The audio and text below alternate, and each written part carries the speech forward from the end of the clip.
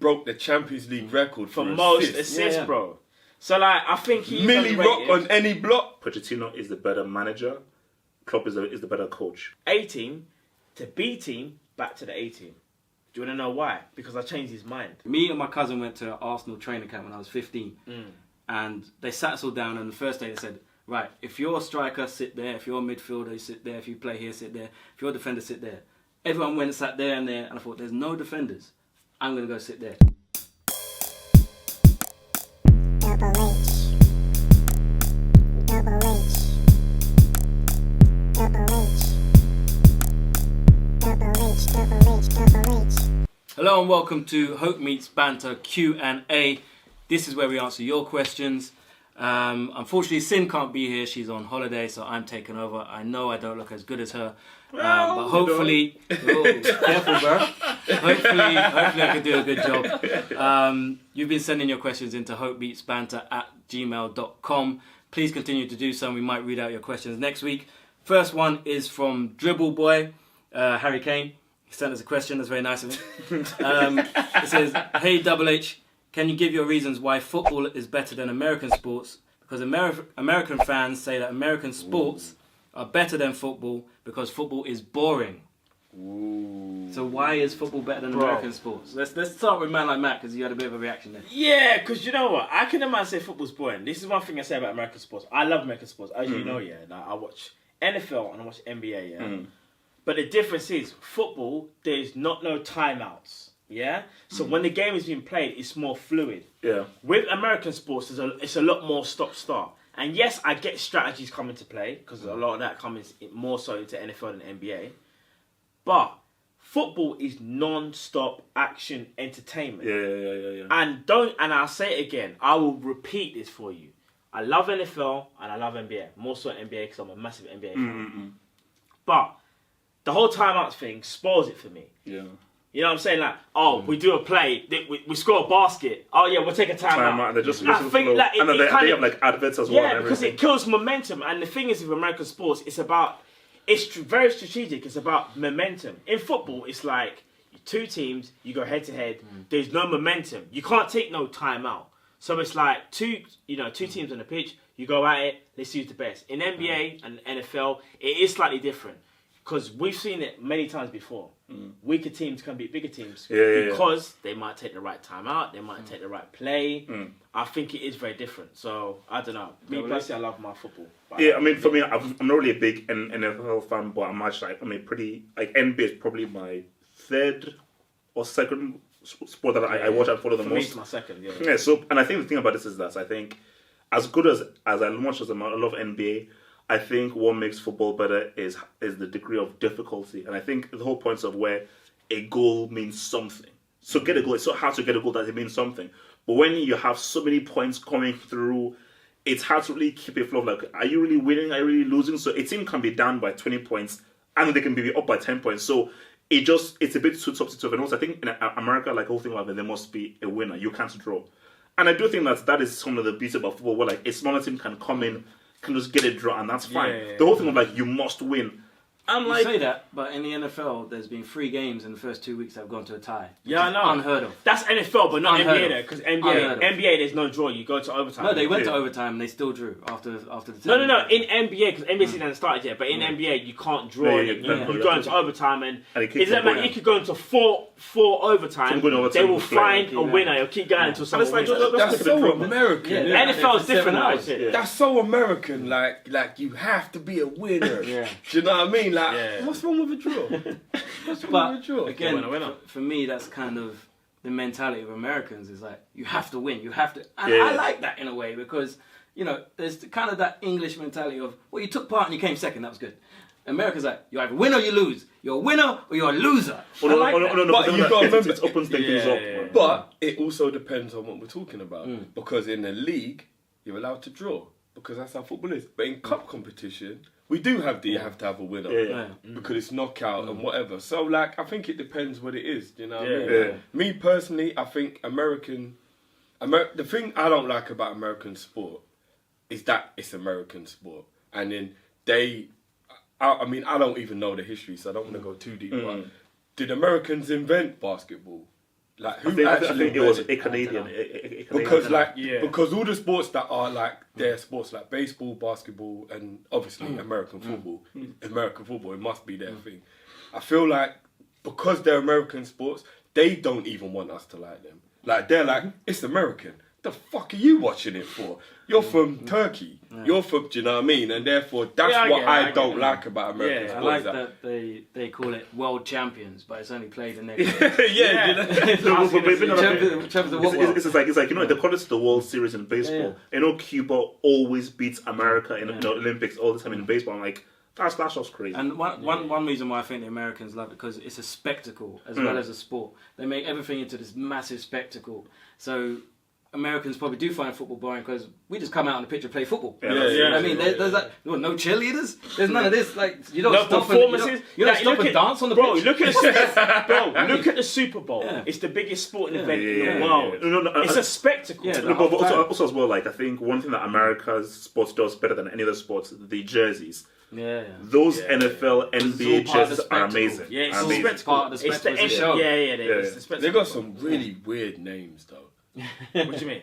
Like, I don't know, like if I said to you right now there's a team that's called like Blue Cat Oriental, I wouldn't even be being out there.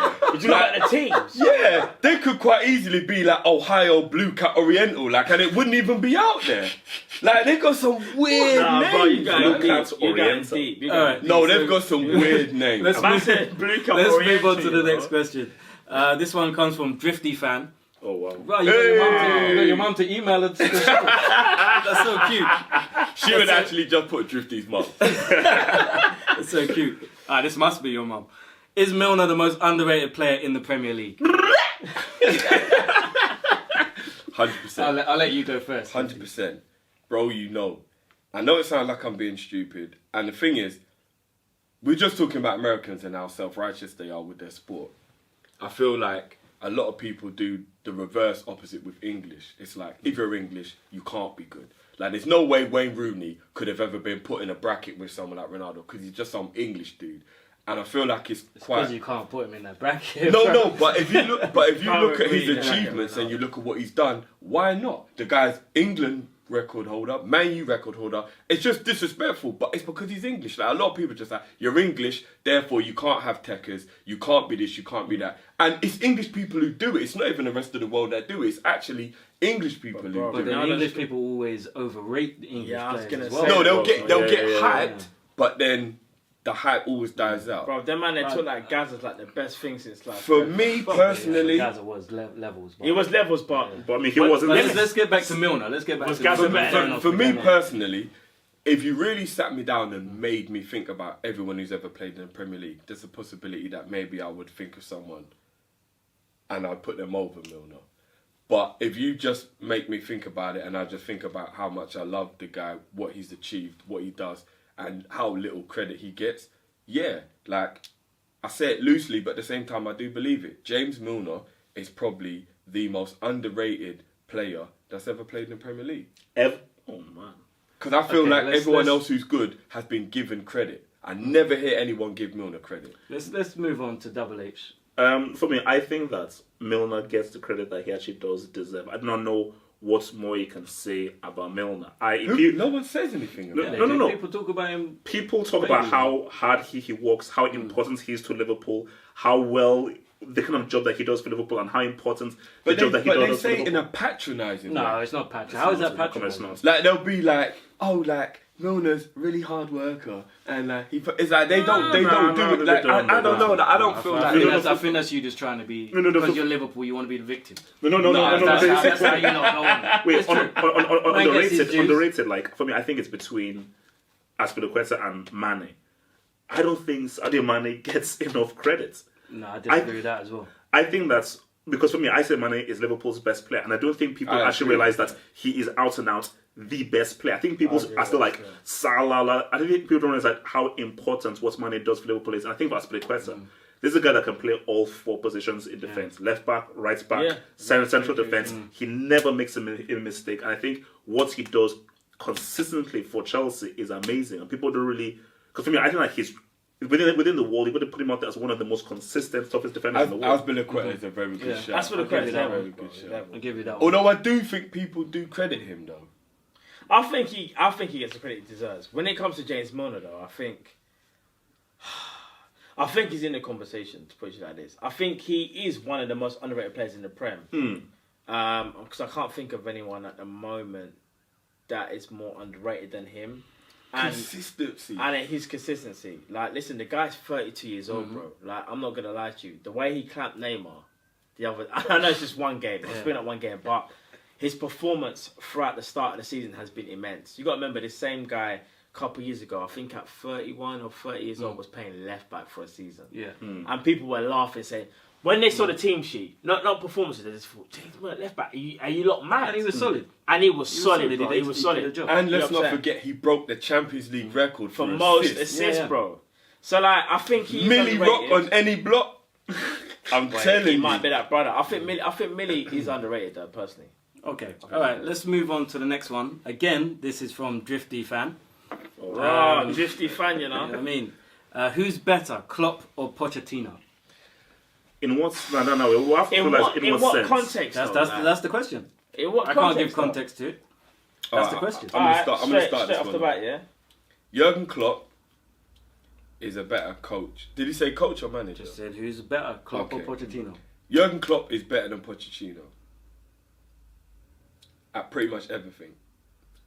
But the one thing that I'll give credit to Pochettino for is that if Klopp left, Poch is one of the only managers I would be content with then taking over. So even though I put Klopp above him, I think Poch isn't far behind. I think Poch has done such a good job at Tottenham with basically peanuts, like literally peanuts, that it's almost as admirable as what Klopp did at Dortmund, although Klopp did go that step further because he won. And that's why I'd put Klopp above Poch. Actually, for me, I would say, like, I'll break it down within manager and coach. I would say Pochettino is the better manager. Klopp is the better coach.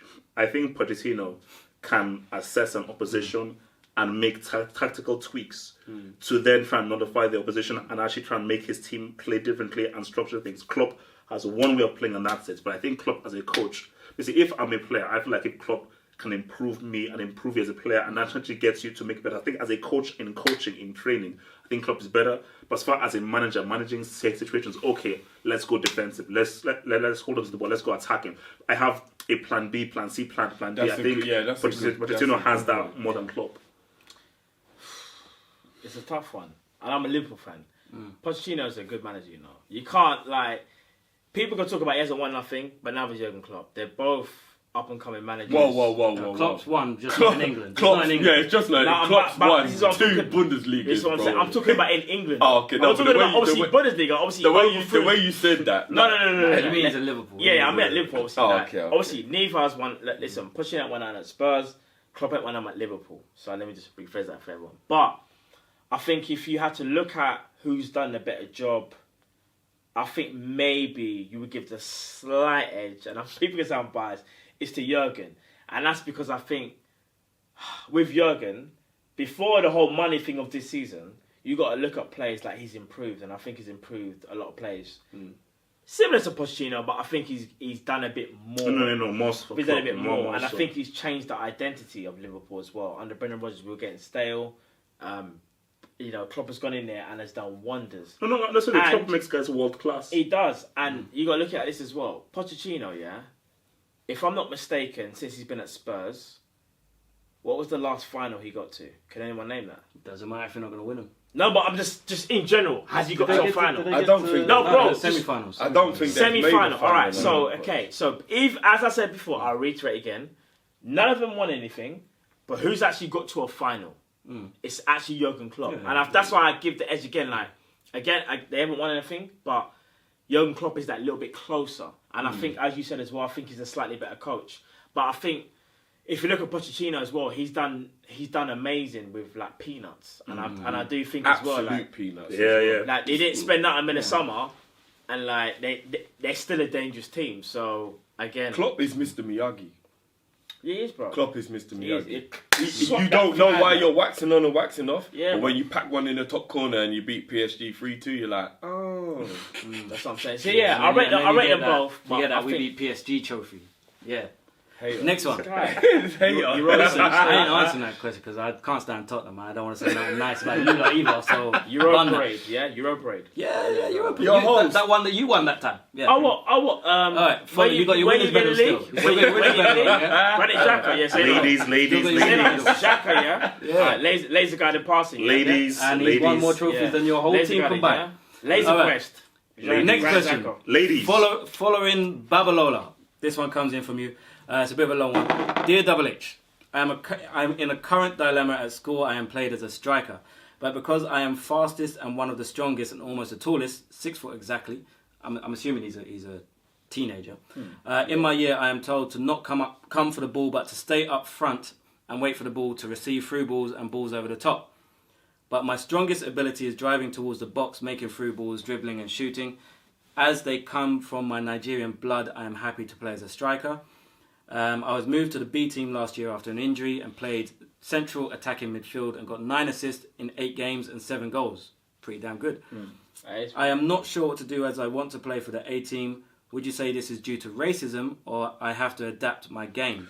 Do you think there's a common theme amongst black players in England?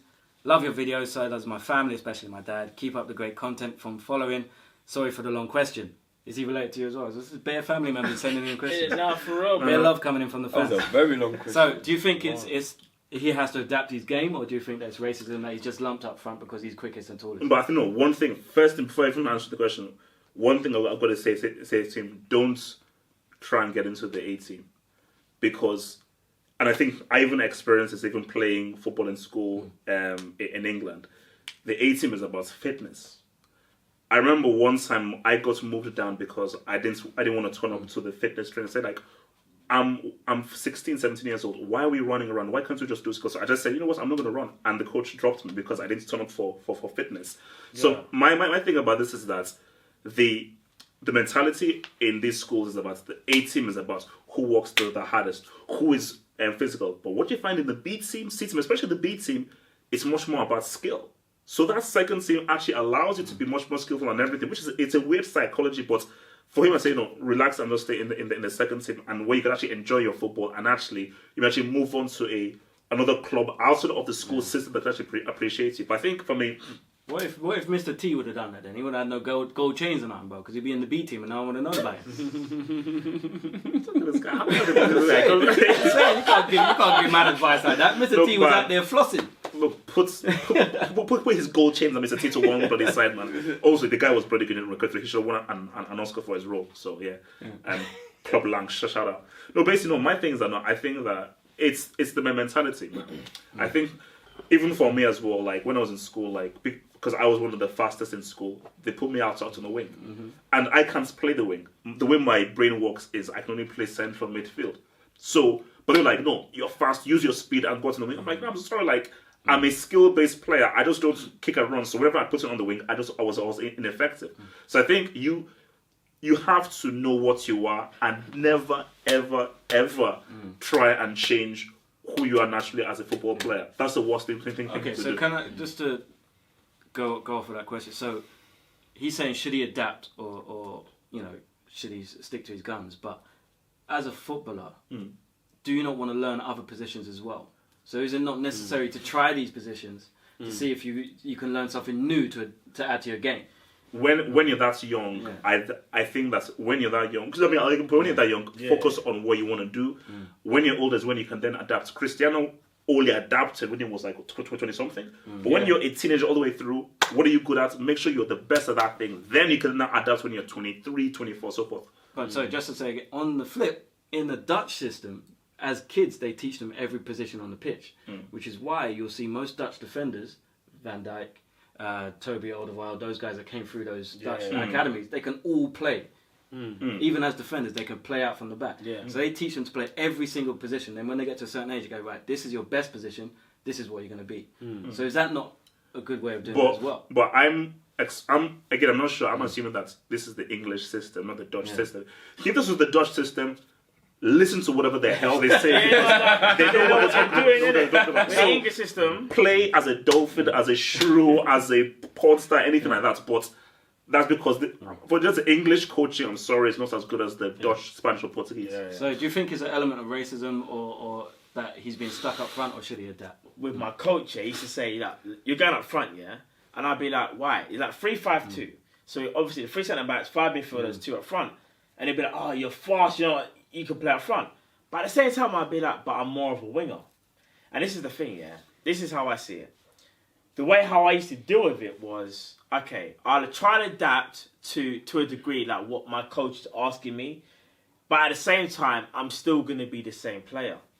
And I know that sounds a bit conflicting and a bit contradicting, but you can't change who you are. If you're that build-up guy and you feel like you've got more to offer, you can still do that.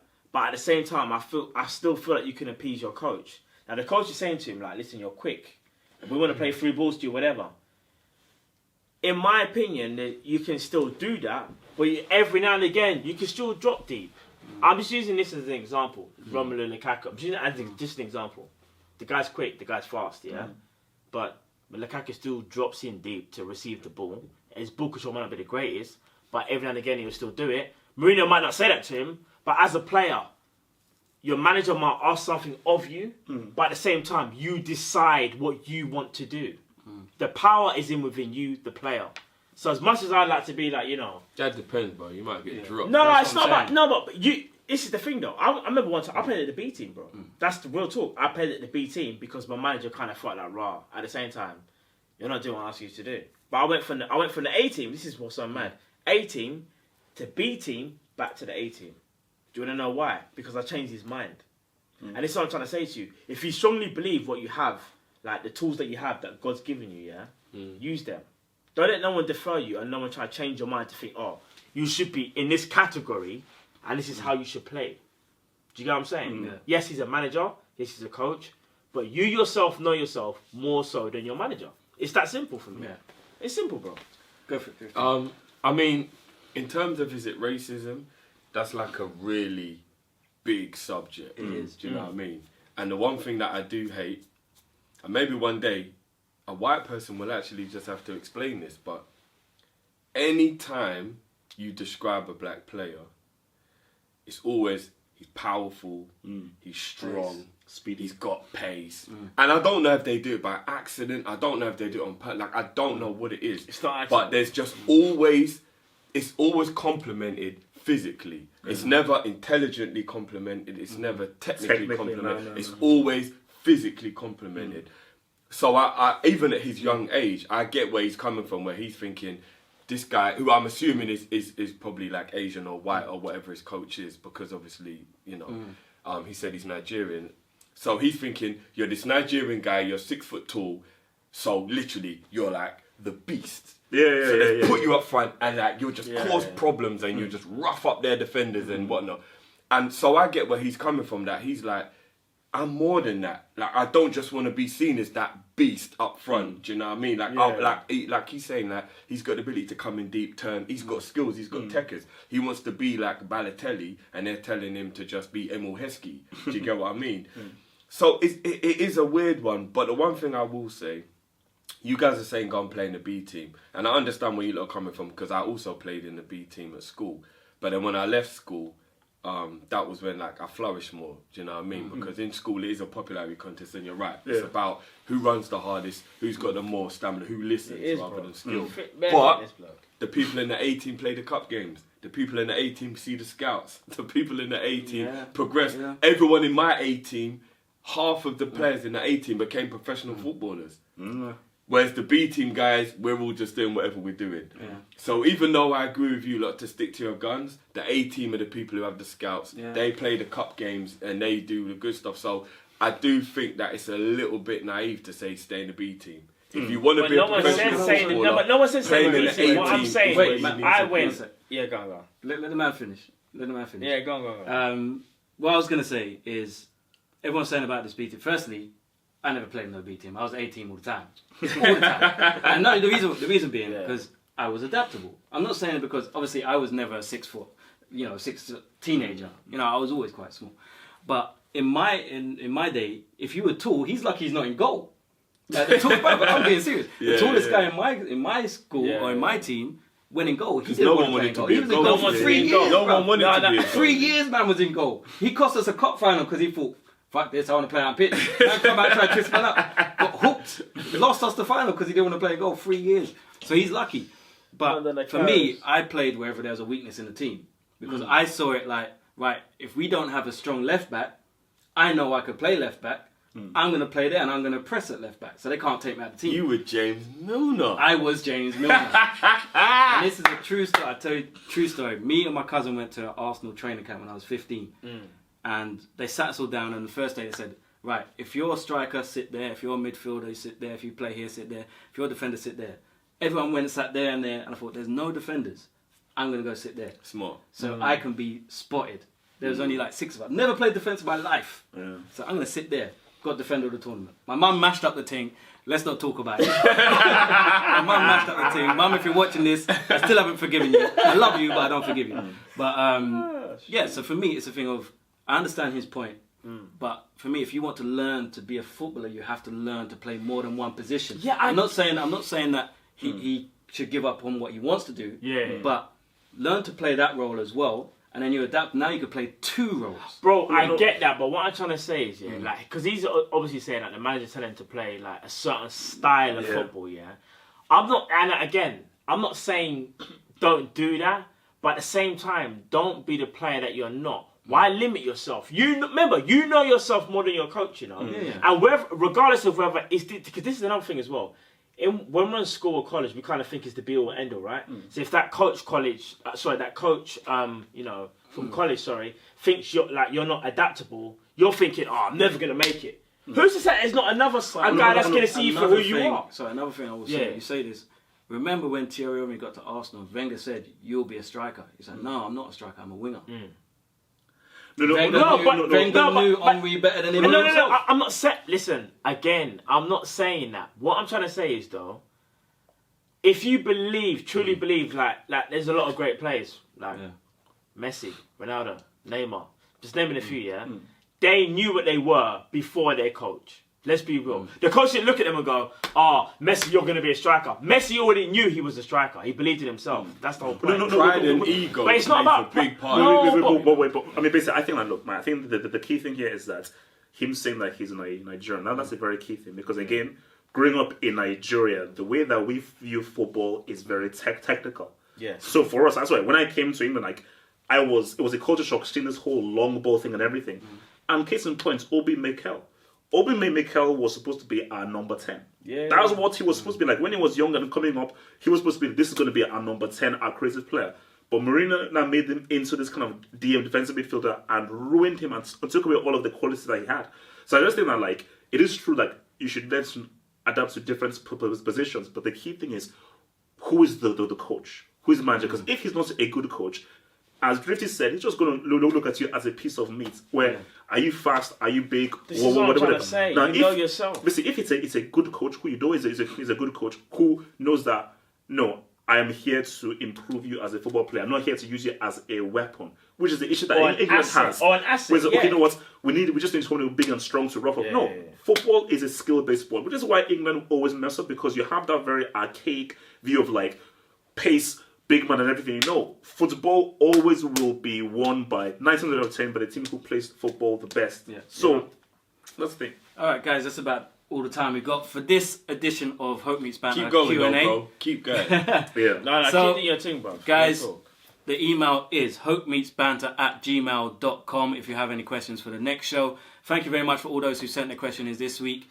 Shout out to following Babalola for that last one. That was a good question. And we'll be back next week. Remember to like and share the content and subscribe to the channel if you haven't already. And we'll be back